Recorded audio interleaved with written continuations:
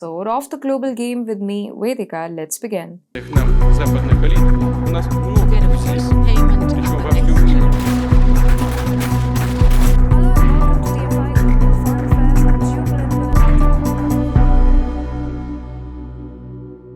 According to Croatia's economy minister Davor Filipovic, the country will take part in a project to link its natural gas network and the LNG terminal on the island of KRK in the northern Adriatic Sea to Bosnia and Herzegovina.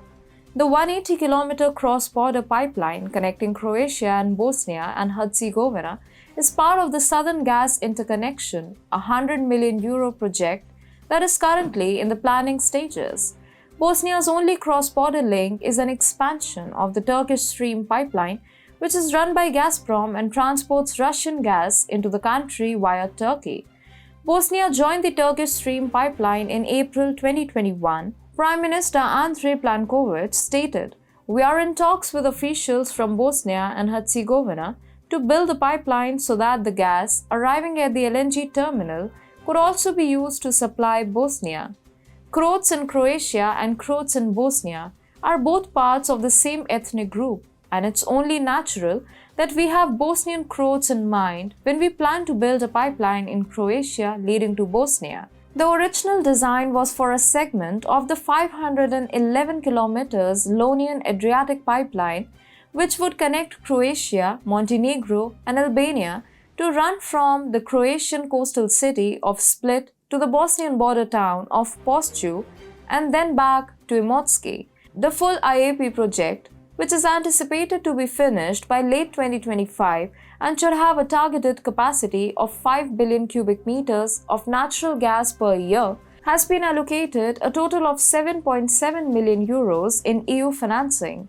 The signing of the energy partnership between Croatia and Bosnia, which is a strategic ally of Russia, is a significant development in the realm of geopolitics. Earlier, the same Croatia was speaking the treacherous language of the West. Zagreb targeted Moscow and blindly followed the agenda of the US and Europe in the aftermath of Russia's military operation in Ukraine.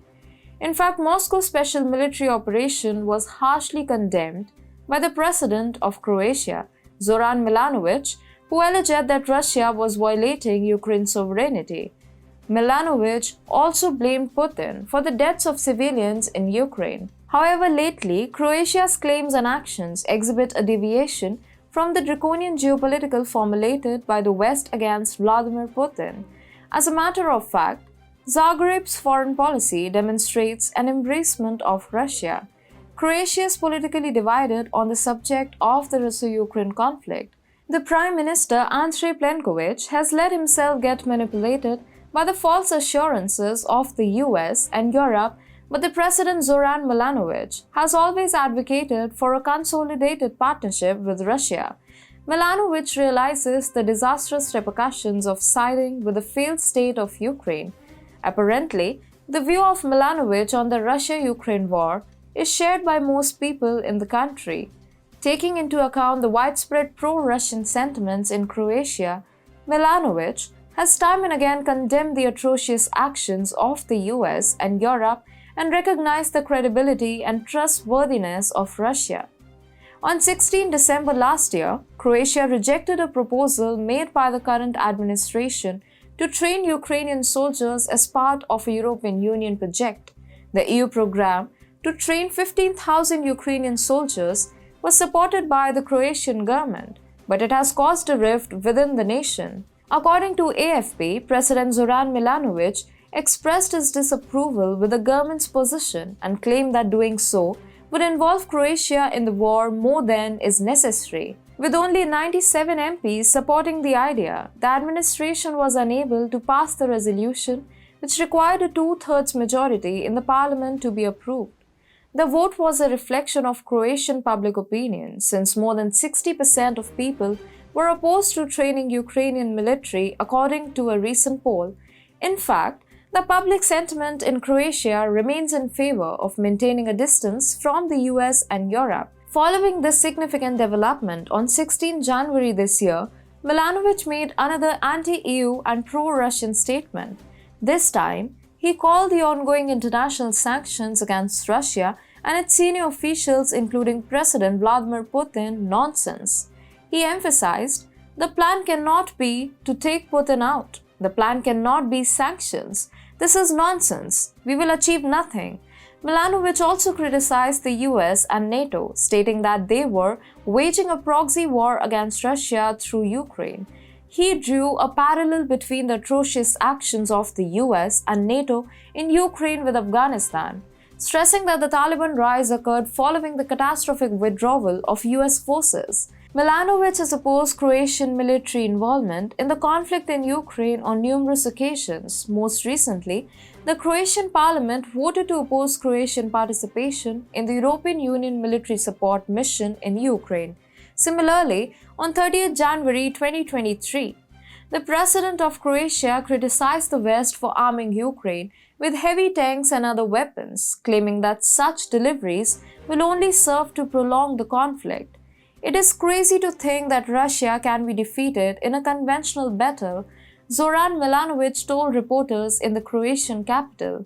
Milanovic further added that Crimea will never again be a part of Ukraine, apart from taking positions favorable to Moscow, which were perceived as a threat by the authoritarian masters of the international order sitting in Washington and Brussels. Croatia took another important step, which indicated that it was willing to abandon the West and move closer towards Russia. In January 2023, Belgrade sought to improve its relations with its western neighbor Croatia. In fact, Serbian Foreign Minister announced that he is poised to pay a low-key visit to Zagreb, following a decade of icy relations between the two former enemies of the Yugoslav War. Serbian Foreign Minister Ivica Dai announced that Belgrade would defrost its relations with Croatia.